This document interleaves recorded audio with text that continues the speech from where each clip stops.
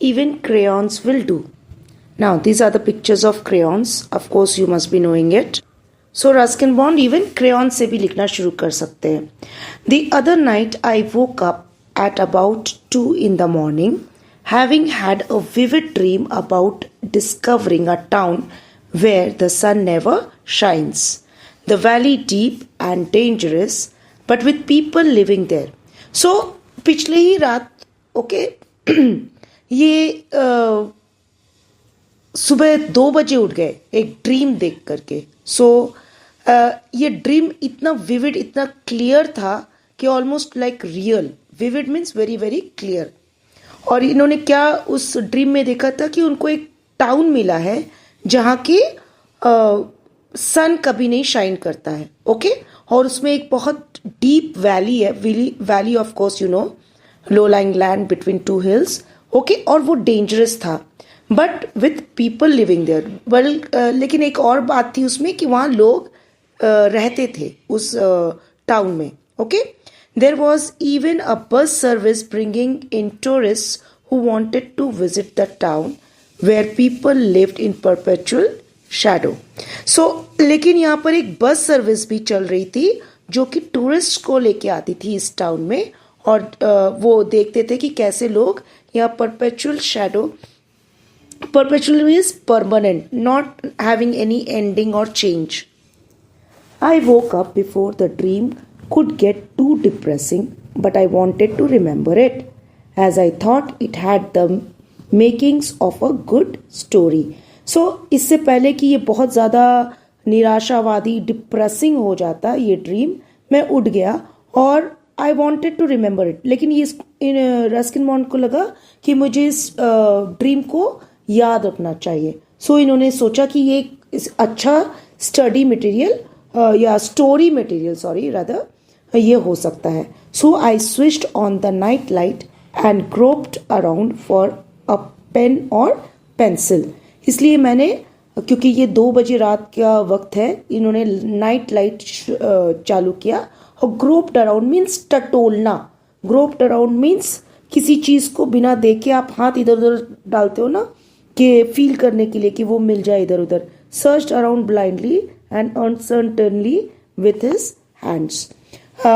और इन्होंने क्या टटोल के देखने की कोशिश की, कोई पेन या पेंसिल उनको आसपास मिल जाए.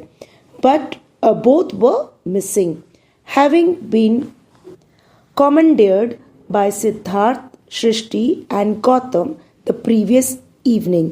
नाउ ये कुछ भी नहीं मिला इनको, बोथ मिसिंग थे, क्योंकि ये ऑलरेडी कमांडेड मीन्स यहाँ पर कि टेकन अवे या हाईजैक कर दिया था, या उसको निकाल के वो लोग जब्त कर चुके थे. इस तरह की बात हो सकती है कमांडेड मीन्स.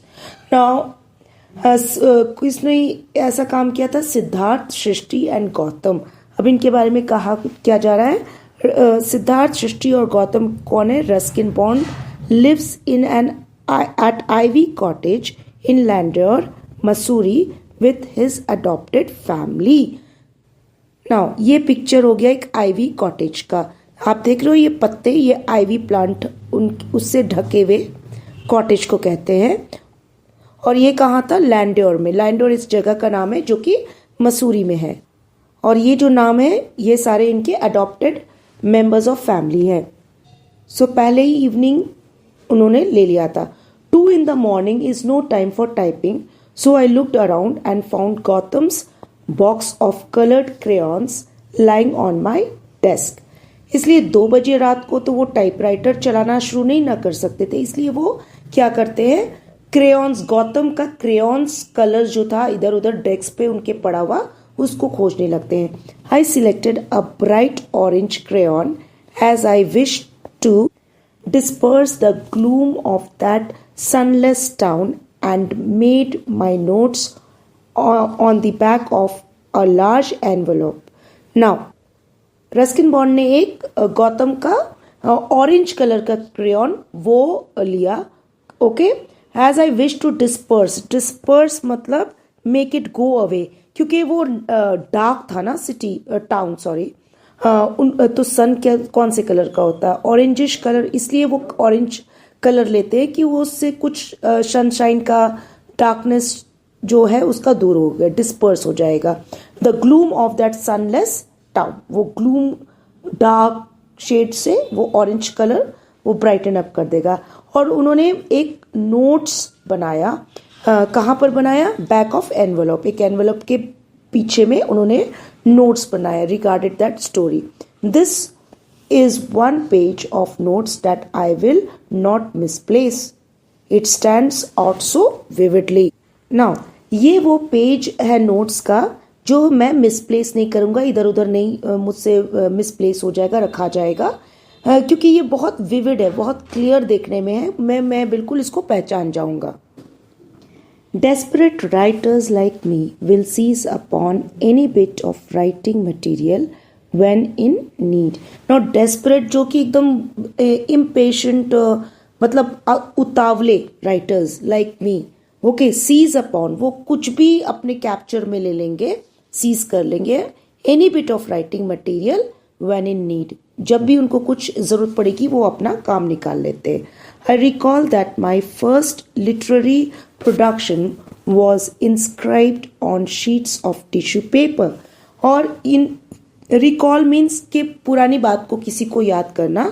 जब इन्होंने फर्स्ट अपना लिटरेचर या लिटरेरी वर्क जो प्रोडक्शन के लिए दिया था वो किस में लिखा हुआ था? एक टिश्यू पेपर पे. Okay, so you can understand that. I was at prep school in Shimla and in those days borders were provided not with rolls of toilet paper. Borders were not provided with rolls of toilet paper but with flat packets of tissue. तो ये तब की बात recall कर रहे हैं जब वो प्रिपरेटरी स्कूल शिमला में पढ़ते थे और एक बोर्डिंग वो स्कूल था, बोर्डर्स, और जो बोर्डिंग स्कूल में रहते हैं उनको बोलते हैं बोर्डर्स. वो उनको वो रोल्स टॉयलेट पेपर का आपने देखा है. सो उन दिनों ये टॉयलेट रोल पेपर है बोर्डर्स को नहीं दिया जाता था. सो इसके बदले उनको क्या दिया जाता था? Flat packets of tissue paper जो फ्लैट होता था. As there was a war time paper shortage, boys would often use these bits of tissue for writing letters, doing rough work और simply making paper aeroplanes. So ये flat जो packets of tissue उनको दिया जाता था as toilet papers, उसका ज़्यादातर ये वॉर टाइम था. उस time war, during that period war चल रहा था. ओके, और क्योंकि इसी वजह से पेपर की शॉर्टेज हो चुकी थी और बॉयज़ उस हॉस्टल में बोर्डर्स जो थे वो would often use this bits of tissue. ये बिट टिश्यू के पेपर को वो क्या करते थे? यूज़ करते थे. ये बोर्डर्स कभी कभी उस पर लेटर्स लिख देते थे, कभी रफ वर्क करते थे, या फिर सिंपली जैसे आप क्लास में उड़ाते हो एरोप्लेन्स, वो बनाते थे वो. There were no spare exercise books, so feeling the urge to write a detective story, I used up an entire packet of tissues in penning my masterpiece. So, उस टाइम में क्योंकि पेपर का shortage हो गया था war time में, there was no spare exercise book. So exercise book उनके पास एक्स्ट्रा नहीं था और इनके अंदर जो अर्ज था, जो डिज़ायर था राइटिंग का, उस टाइम से स्टार्ट हो चुका था. तो ये एक डिटेक्टिव स्टोरी लिखना चाह रहे थे. ओके, सो उन्होंने एंटायर पैकेट वो टिश्यू पेपर जो था जो यूज़ करते थे इंस्टेड ऑफ रोल, वो पेनिंग माई मास्टरपीस. तो penning means pen, use a pen ना, so putting down in paper. Okay, penning down, writing my masterpiece. Just as I finished, one of my friends overcome by the call of nature. Now just उन्होंने जब finish किया ये लिखना, ये detective story, एक उनके दोस्त जो है overcome by the call of nature. न call of nature here most of you must be knowing, the desire to go to the toilet, that is called call of nature. You go to the washroom to free yourself, okay, to ease yourself with the nature's call. Toilet आप जाते हो ना. So grabbed my manuscript and rushed to the toilet. Bolting the door.